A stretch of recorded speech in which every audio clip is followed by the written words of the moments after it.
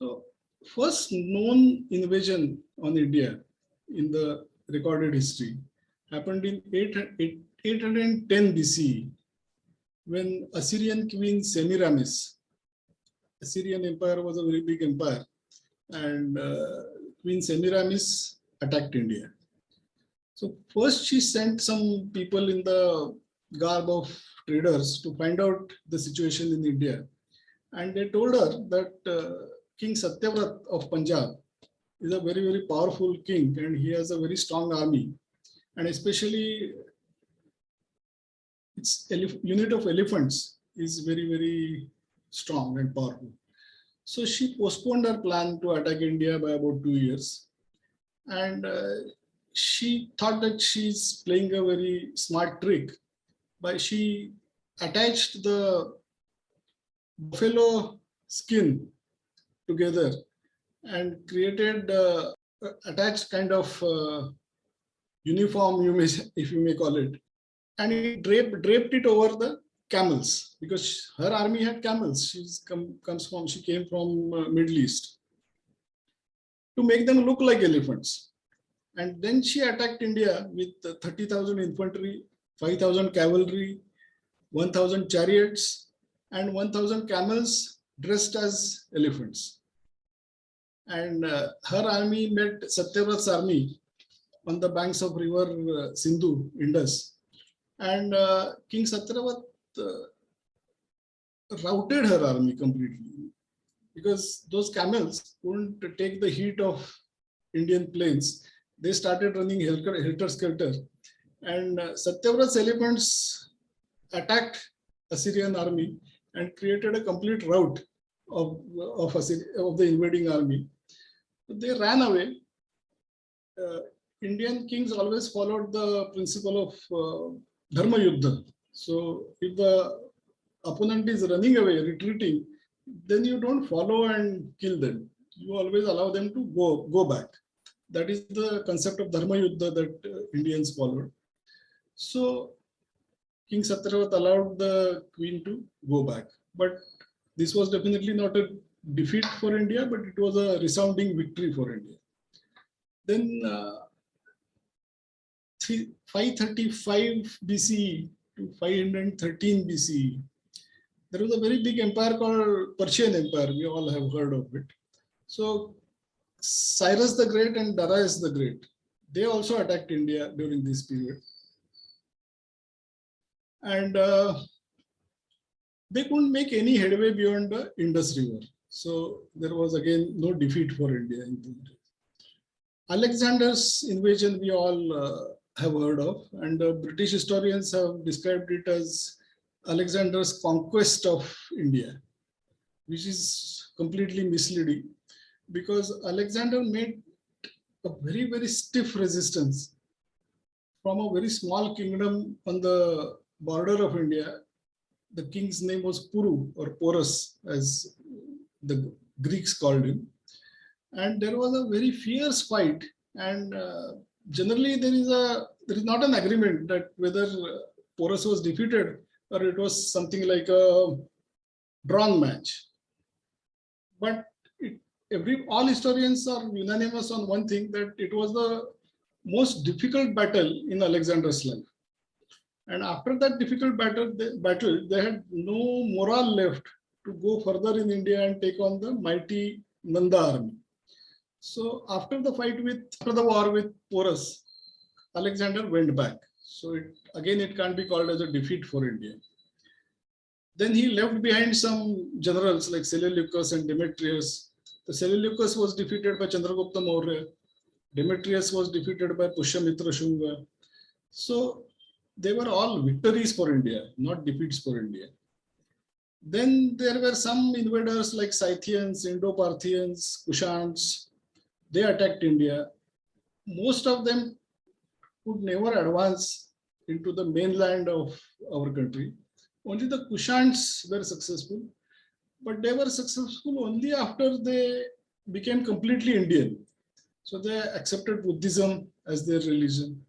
They took Hindu names, they started following Hindu and Buddhist practices. And for all practical purposes, they became Indian. And then they were successful in coming to the mainland India. But they were also defeated by the invading Huns. And in the 5th century Common Era, the Huns, there were waves of Huns that destroyed major empires in the world. Like under Attila the Hun, they destroyed the Roman Empire. We all have heard about it. At the same time, Mirkula, under him, Huns also attacked India.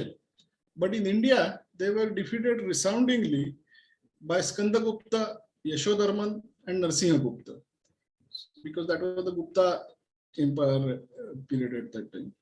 So again, it was victory for India, not defeat for India. Whereas Huns defeated all other big empires like Roman Empire, but in India they faced defeat.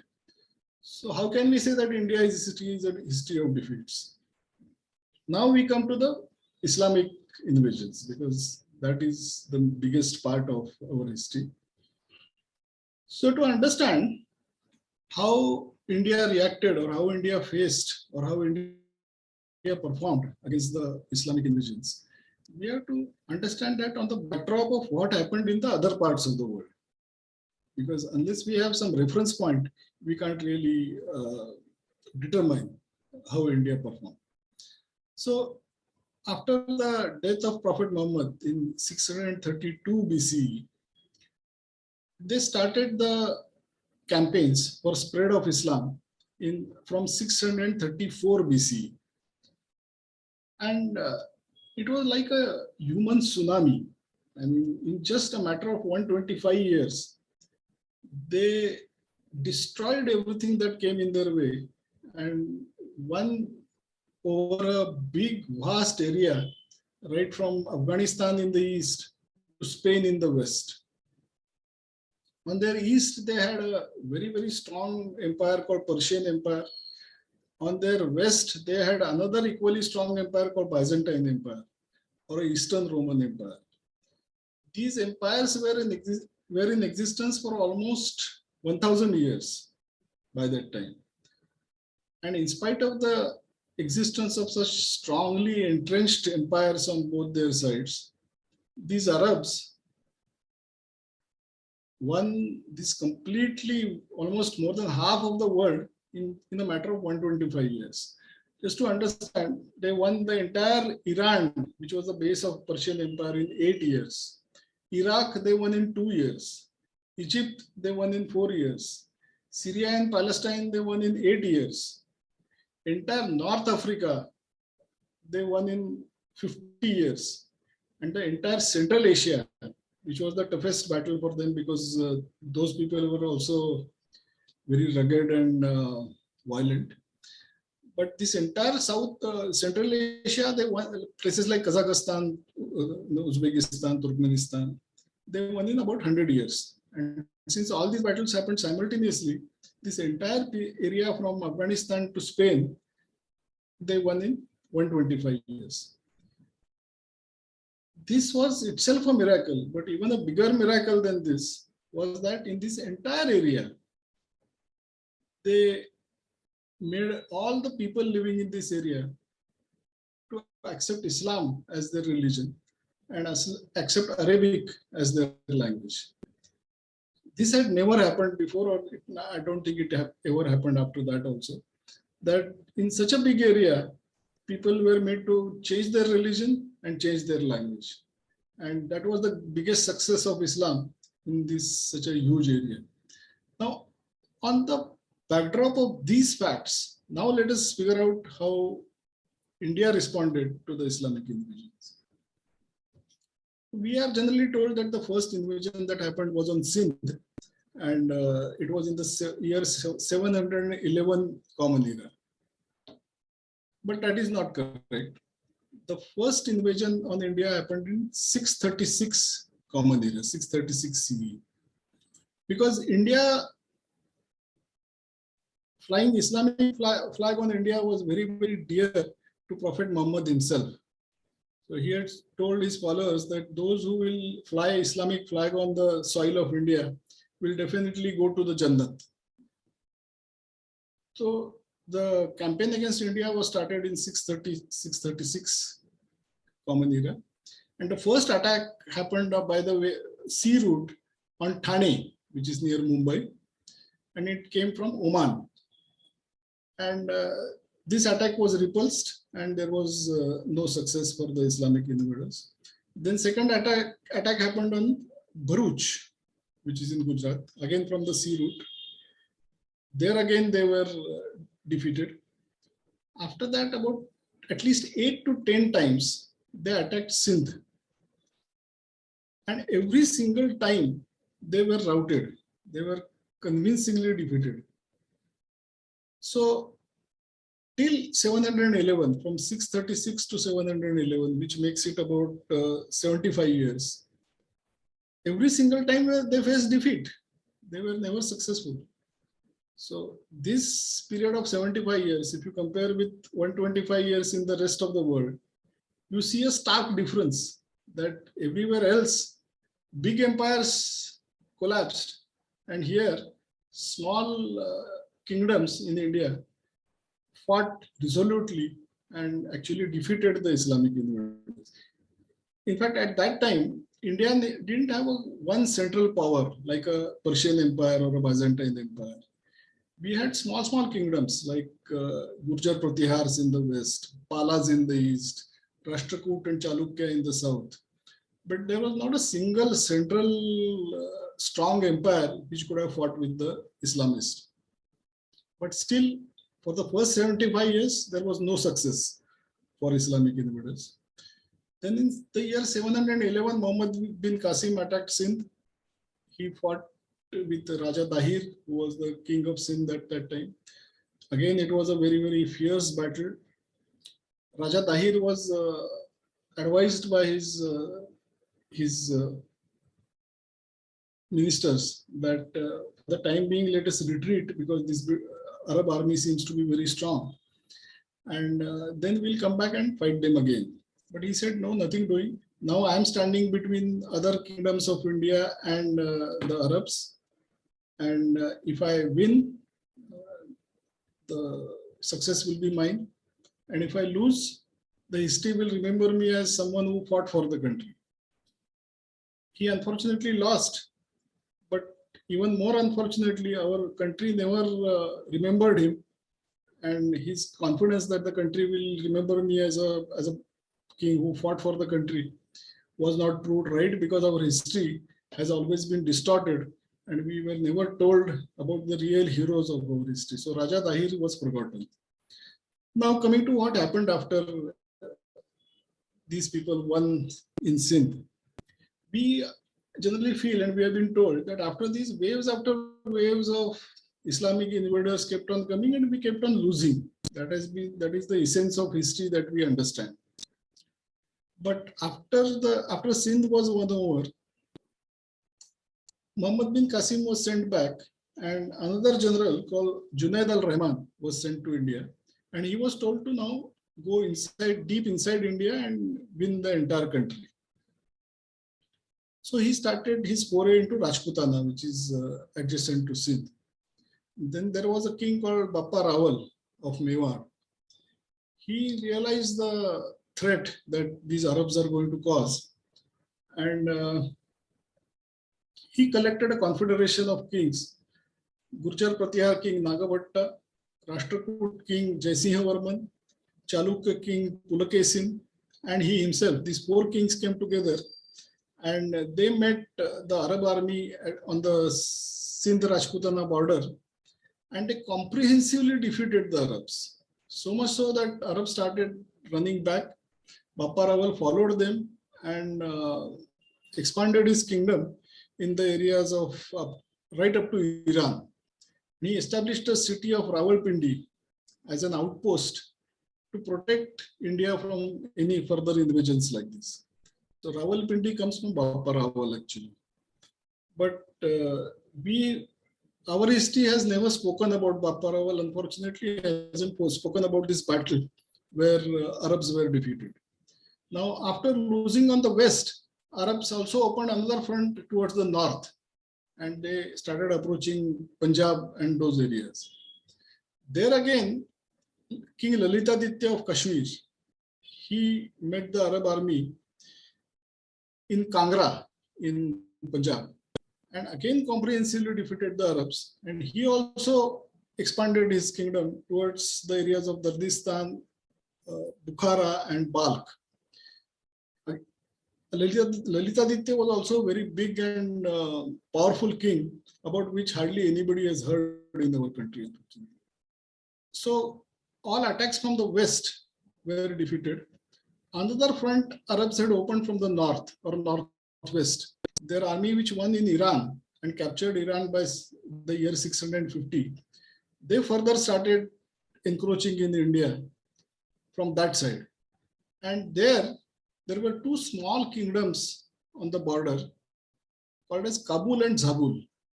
They were known as Hindu Shahi kingdoms. And these Hindu Shahi kingdoms fought with the invading Arab armies right from 650 to 870 CE. So almost 220 years, they didn't allow this Arab army to enter India. They kept resisting them at the border itself.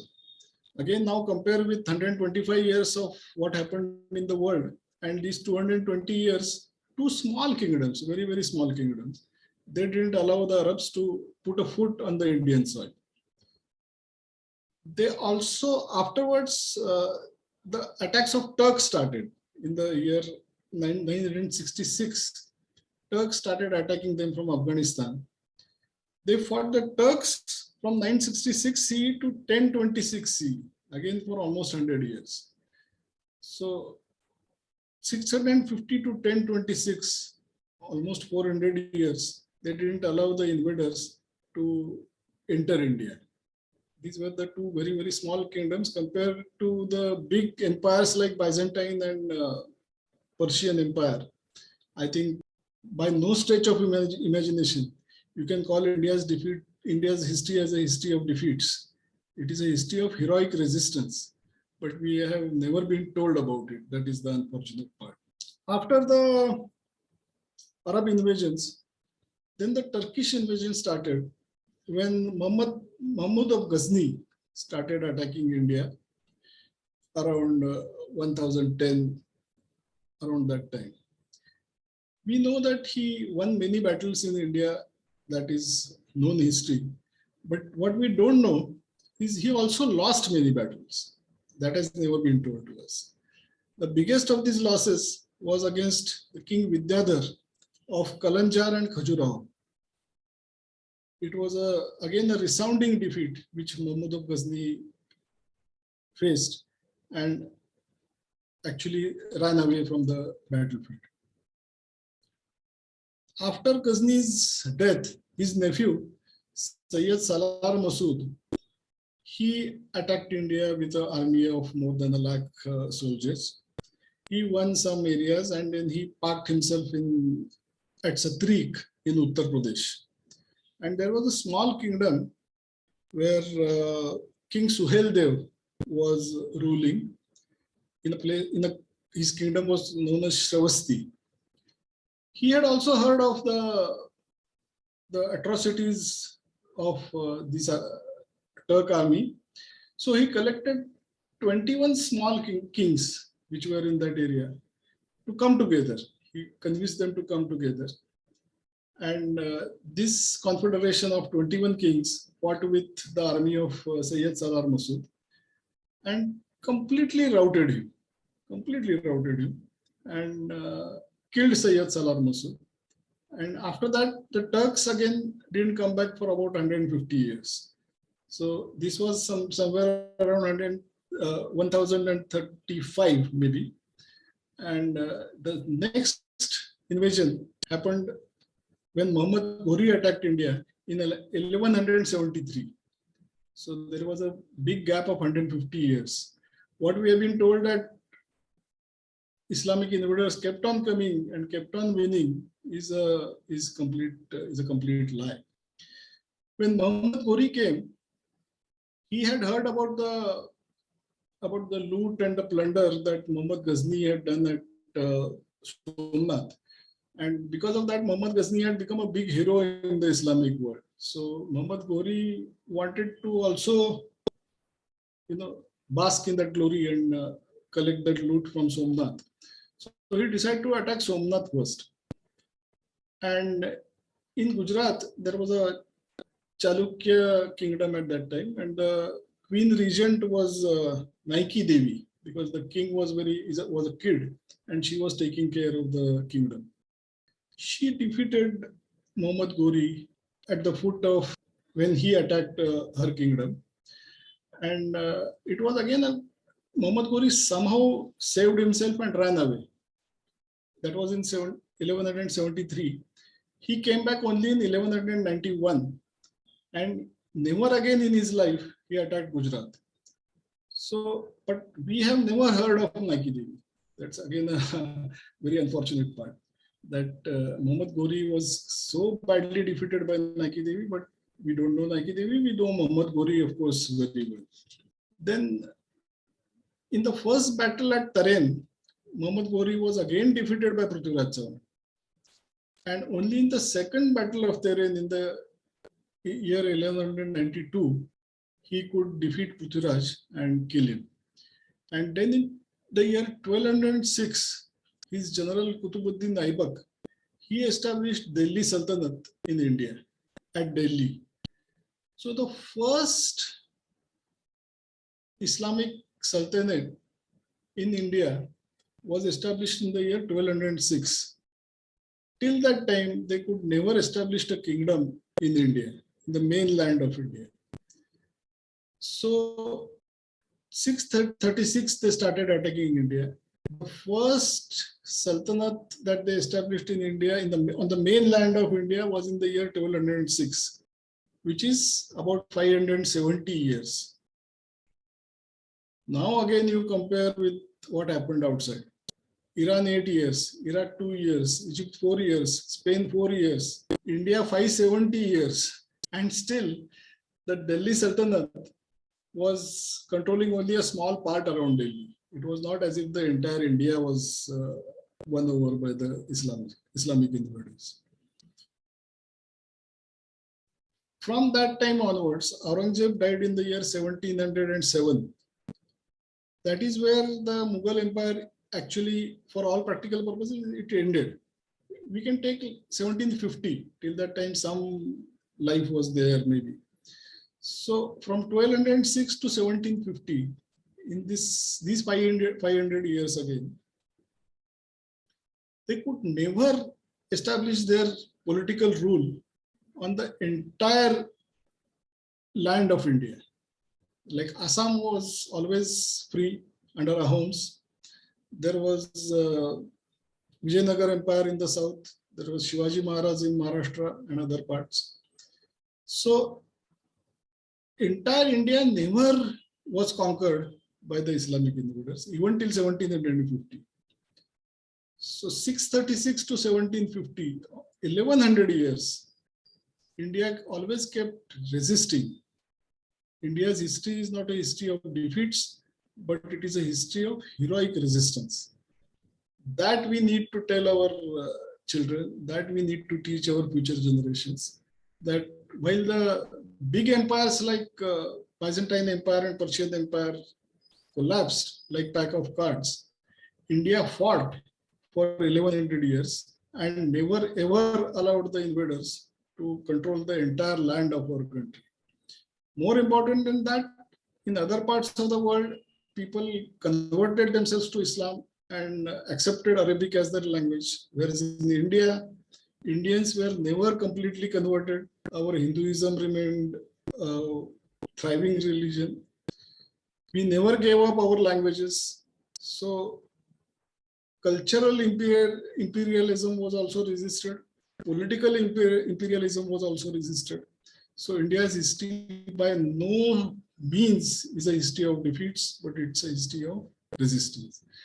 If we understand this, then all this defeatist mentality and all this self-loathing will wither away, and we will, rise as a very, very strong and powerful nation that India actually has always been and is still is.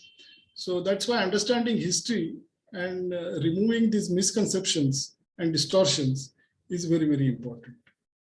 Then another false identity that has been imposed is that of Bhaichara and Ganga Jamni Tehzeeb in the Islamic period, because it washes away or tries to wash away the terrible atrocities that were committed by the Islamic invaders, barbaric Islamic invaders, on Hindus, Buddhas, Jains, Sikhs.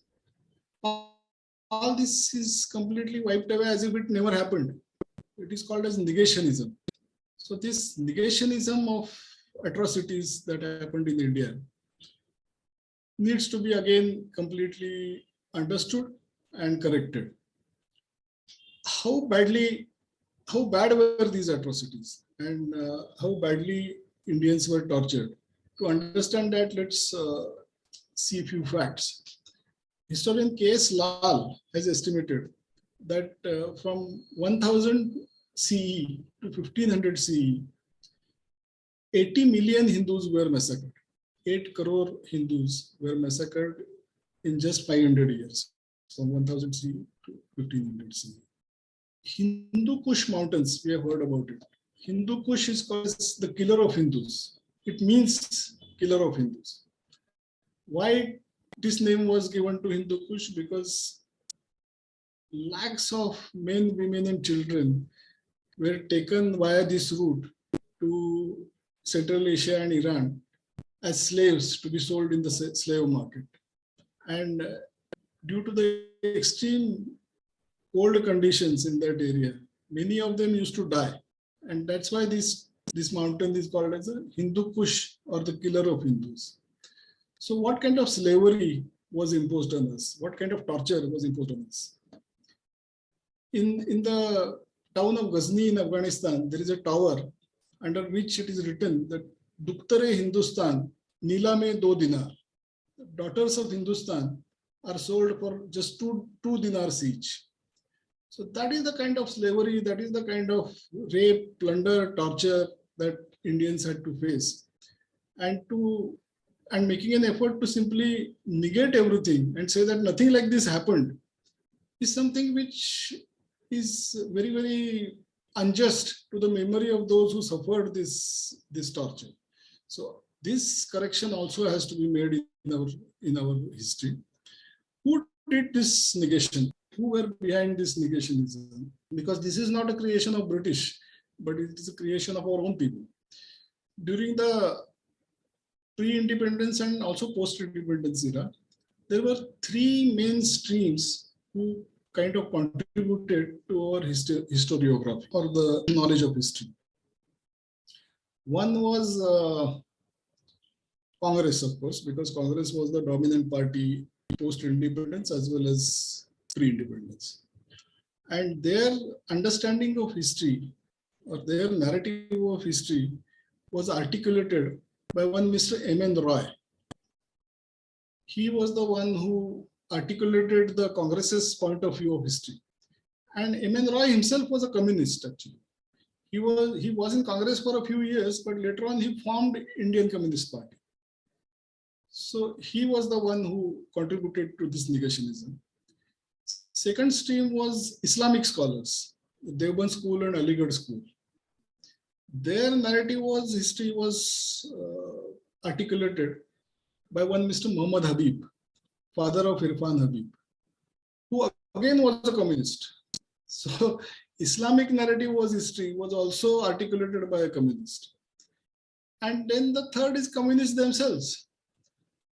In the year 1969, when Indira Gandhi's government lost its majority in the parliament, the Communist Party had helped her to save her government. And in return, they didn't ask for any important ministry or big ministry like finance ministry or defense ministry or external affairs ministry. They asked for the education ministry, because they knew that if you want to control the minds of coming generations, then education must be in our hand. And that's why they put Nurul Hasan, a communist, as an education minister. And in the same year, 1969, Jawaharlal Nehru University was established, JNU. And the JNU historians like Romila Thapar, Irfan Habib, and the entire cabal, they and Nurul Hasan worked in a very, very coordinated manner, like one team, and created this entire narrative of Bhaichara and Ganga Jamni Tehzeeb and so on and so forth, which completely negated the torture, rape, plunder, and destruction of temples, everything that Hindus, Jains, Sikhs, and Buddhas suffered. So it is a creation of mainly communist historians. This entire narrative is, we can't blame the imperial powers or anyone from outside. It is our own creation. What are the reasons or what are the excuses they gave for denying that something like this ever happened? So first reason that they gave was that the Islamic invasions were in fact welcomed by the lower castes, because upper castes in India were oppressing them, and Islam is a religion of equality. So all these statements are fundamentally wrong, but that is what they claimed.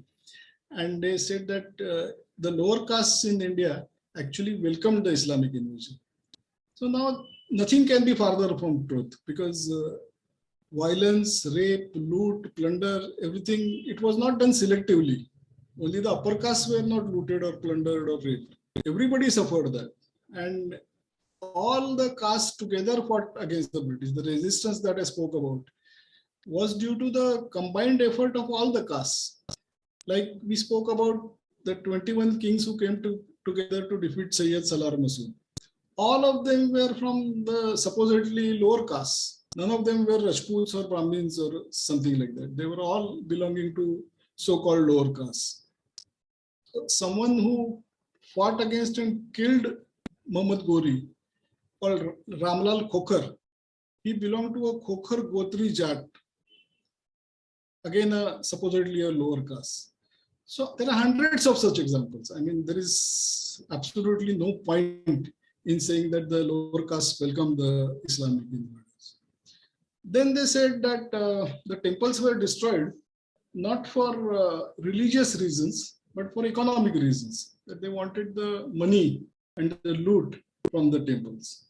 But again, there are many examples like Muhammad Ghazni, when he was looting the Somnath temple, the priest there told him that you already collected so much money, we'll give you some more money, but don't break our idol. Don't break the lingam. He told them that when I die and face Allah, I want to face him as a breaker of idols and not as a seller of idols. So it is very clear that the purpose behind breaking the temples was religious and not just economic. Economic was just by the way, but their main focus was religious. So again, this point doesn't hold any water. Their third argument was that Muslim chroniclers who came along with the sultans, they exaggerated all these acts just to please their masters. So the first question is, what kind of people those sultans must be that to please them, you have to exaggerate their acts of violence, loot, rape, and plunder. That is one part. And second part is many invaders like Timur or Babur, in their own autobiographies, they have written about all these acts with a lot of pride. Like Babur has said that I erected the towers of slain heads of people, something like that. So if they themselves have written, then this argument of chroniclers exaggerating things doesn't stand scrutiny. Another argument they made was that Turks as a race were barbaric. So it was not because of Islam, but not a religious issue, but a racial issue. That is what their argument was. Again, it falls flat because the first attack came from the Arabs, Muhammad bin Qasim. He did the same things. He also plundered, he also raped, he also broke the idols. Everything he has also done. So Arab has also done, Turk has also done. So Turks were were racially more violent. Makes no sense. Before the rise of Islam, the Turks were of Buddhist religion. And in that era, there is no record of them being exceptionally violent or barbaric. So this claim that Turks were racially violent, again, doesn't stand scrutiny. They also gave some examples of Hindu kings joining hands with Muslim kings. But such a one-off incident, somewhere such things have happened. But in Poland, Hitler had kept Jew guards to guard the Jews who were to be killed. That doesn't mean that Hitler had any lost for the Jews. Similarly, in some peculiar situations, some Hindu king and Muslim king might have come together. But that doesn't negate a 1,000-year history of Islam attacking India to end idolatry and convert the entire population to Islam. Because that was, religion was their main purpose. And ending idolatry was the target with which they had come to India. So one-off incidents of Muslim king and Hindu king joining hands doesn't really change this entire flow of history that has happened in our country. Finally, when everything else failed, they said that no, everybody is same. Like Hindus destroyed, Muslims destroyed Hindu temples. Hindus had also destroyed Buddhist and Jain temples. So again, a completely fake and false narrative which they tried to create.